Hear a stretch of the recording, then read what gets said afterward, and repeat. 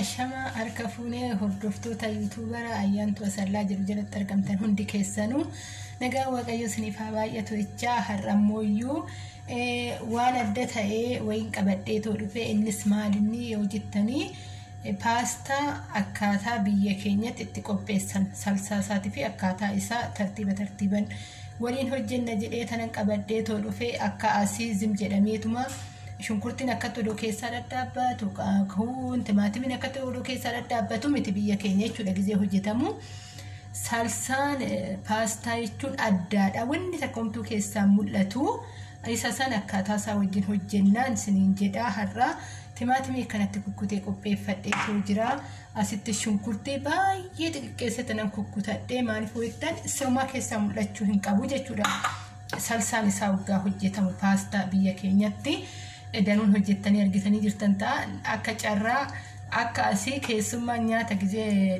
dhufuu walitti qaxarateen dhufu biyya keenya osuma nyaattuu namni sitti dhufuu danda'a waan itti saalfattu mana keetitti qopheessurraa harumarraa haga beeknu wallaaltan jechuu kootii miti garuu haga beeknu walmarraa yoo baranni homaa tokko rakkoo hin qabu isiniin jedha asittis kunoo isa foon daakamaa qopheeffadhe salsaa fooniitiin hojjedhadhee tanan foon daakamaa foon gurguddaa miti foon daakamaa jechuudha asitti shunkurtii kiyyaan itti naqadhaa jechuudha zayitii dibama ishee jira shunkurtii ishee naqadhee shunkurtii koo dhaabbataa asitti immoo paastanii bishaan naa'oo jira ani paastaa baay'ee hojjechuun barbaanne yaa akkaataa sakattiileen argisiisa jedhee tanan paastaa xiqqaan hojjedhee tanan ofii kootii kan ta'u qofaa jechuudha. Bakka sadii sana addaamsisa dheeraan barbaadu akkanatti addaamsisee bishaan daffaadha jechuudha. Bishaan daffaa keessatti galchee innaa akkanatti isatti bishaan itti naqadhee akka inni waliin qabamne akkanatti addaan nan jijjiiga.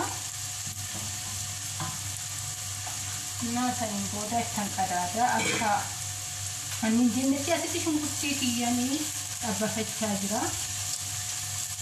Na walumaan hojjennaa jechuudha. Maaliif dhugaan isiniin jedha dubartiin mana ishiitiif utubaadha. Utubaa jechuun hookan dhaabbata kee hookan bareedina kee hookan waan adda addaa osoo hin ta'in simboon jireenya kee keessatti mana keessi yoo isu harka keedha. Harka kee bareeduu jechuun bakkuma keessa yoggaa deemte itti saalfattu jechuudha. Dubartiillee kan immoo dubartii godhu mana ofii bareeffachuu akkasuma mana ishii keessatti kan abbaa manaa ishii gammachiisu ijoollee ishii kan gammachiisu hunda gahee mataa ofii qabu qabdiidha. Dubartiin ulfina mataa ishii kan eeggachuu dandeessu bakka mana ofii keessatti guutuu waggaa taatedha. Akkuma sagalee waaqayyootitti iyyuu jechuudha dubartii dhiiraaf gargaartuu akka godhee uumedha kan waggaa jennu garbitti jechuu keenyaa miti. Garuu dhiiraaf akka gargaartuu godheetu kan kenne kan ijoollee ishiitti akka gargaartuu godheetu kan kenne tokkoffaan mana ishii akka seeran qabattuudha. Kanaafiyyuu ati abbaa manaa keetiif utubaa ijoollee keetiif utubaa taatee gargaartuu gaafa taatu gargaartuu waan jedhu garbummaa miti kun tajaajilu jechuudha. Kanaafiyyuu mana kee tajaajiluudhaaf jireenya kee guutuu ta'uudhaaf hojii harka keetii beekuun baay'ee gaariidha. Asitti shunkurtiin kun akkanatti dhaabbatee saniin booda timaatimiin itti naqadha. Innaa timaatimiin itti naqee foonis baay'ee sirriitti bilchaachuu qaba waan ta'eef iyyuu foonis itti naqaa shunkurtii kun isa adii asitti qopheeffadhee jira. Itti naqee tanan Uma wanna tokko wannan qimamni itti galchu tokko hin qabu waa shunkurtii adii ta'een alatti jechuudha. Qimamni biraa waan itti galchu tokko illee hin qabu. Shunkurtii adii sasumattan itti naqadha.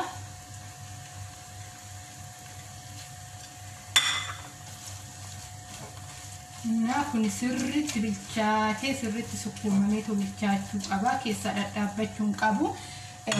Ofumaafuyyuu innumtuu matuma isaatiin paastaa salsaa jechuun ofumaafu keessaa beeksisa waan ta'eefuyyuu sirriitti bilchaachuu sukkuumamuu qaba. Asuma meeshaa waliin dhiifama sagaleetti qosin jeequun oolu walitti deebinee arguun dhaqe. Tola hordoftoota koo deebi'ee dhufee jira qopheeffadhee jira paastaa akkanatti qopheeffadhee asitti salsaan isaa sirriitti geechisadhee jira. Isa kana asitti godhee isinitti argisiisaa jechuudha. akkatti hojjetamee sumaayyuu laan akkatti inni wanni ta'e isinittan argisiisa. Akkatti sukkuumaa olee jechuudha wanna takkumtu keessaan beeksisu amma haala kanaan akkatti qopheeffadhee asitti immoo salaxaa qopheeffadhee jira haala kanaan jechuudha. Salaxaas kanaan qopheeffadhee na kanaafuyyuu akkanatti salaxaa kanaa kattan suuraa isaanitti godhadhaa. Akkuma isin mijatetti godhuu dandeessu garuu diizaayinii paastaa akkaataatti hojjedhu ofii kooti jechuudha. Isinis asumaan akkanaa bartanii jechuudha fanii akkaataa kanaan qopheeffadhee jira. Kanatti asittis immoo kasis kana qopheeffadhee tan jira.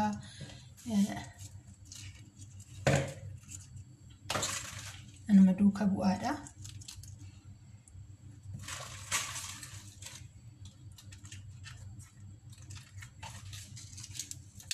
Salaxaa wanni dhan godhee jira. Amma immoo kasiin itti godhadha. Akkanatti qopheeffadhee timaatimis akka muree tan qopheeffadhee kanatti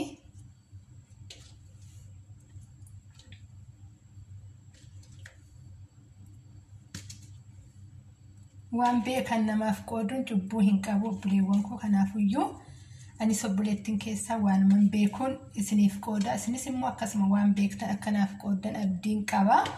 Isiniin jedha manni kiyya mana keessanii manni keessan mana kooti. Waanuma jiru walirraa baranna. Akkanatti qopheeffadhee jira. Qaaliiwwan koo kana fakkaata.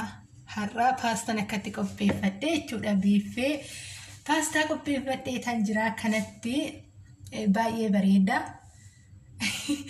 Koottan isiniin jedha hundi keessanuu affeeramtanii jirtanii akkanatti diizaayinii akkanaatiin qopheeffadhee jira. Kanaafuyyuu isinis bakkuma jirtanitti manuma keessan keessatti haalli ammallee nan beekaa mana namaa keessatti haalli wanti hunduu mijachuu dadhabaa garuu guyyaa tokko isinii mijatee mana keessan keessatti abbaa manaa keessa wajjin warri immoo ganaa gaa'ila uummachuu deemtan maatii keessan wajjin gaafa gaa'ila uummattan immoo abbaa manaa keessan jettanii ijoollee keessan jettanii gammachuudhaan akka kanatti jiraattan abdii guutuun qaban isiniin jedha. Obboleewwan koo warra isinitti tole laayikii sheer sabskraayibii godhuu hin dagatina. Warri koomentii na jajjabeessitan guddaa isaan isin galateeffadha. Bakka jirtanitti nagaan isiniif haa baay'atuun isiniin jedha.